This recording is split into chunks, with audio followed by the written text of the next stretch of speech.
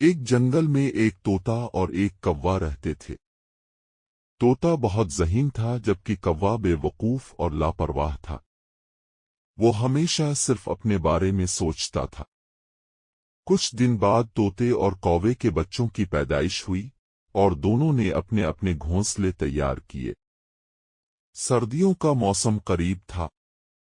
طوطے نے سوچا کہ سردیاں آنے والی ہیں اور بارش بھی ہوگی، اس لیے اسے اپنے بچوں کے لیے کھانے کا انتظام کرنا ہوگا۔ اس نے کھانا جمع کرنے کا منصوبہ بنایا تاکہ ساری سردیاں آرام سے گزرے۔ اس نے کوے سے پوچھا، بھائی، سردیوں میں تم کیا کرو گے؟ برف باری اور سرد ہوائیں تو ہوں گی۔ کوا لاپرواہی سے بولا، ایسا کچھ نہیں ہوگا، جب وقت آئے گا دیکھا جائے گا۔ طوطا ہر روز باغ میں جاتا اور اپنے بچوں کے لیے کھانے کا بندوبست کرتا۔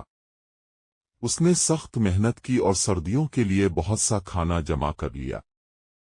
دوسری طرف کوا آرام سے گھونسلے میں سوتا رہتا اور کچھ بھی نہیں کرتا۔ آخر کار سردیاں شروع ہو گئیں۔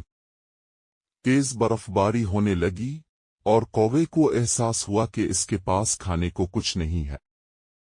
3 دن تک برف باری جاری رہی اور کوے کے بچے بھوک سے تڑپنے لگے۔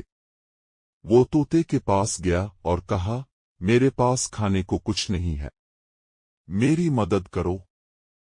طوطے نے کہا، میں نے تمہیں پہلے ہی خبردار کیا تھا کہ سردیاں قریب ہیں، لیکن تم نے میری بات پر دھیان نہیں دیا۔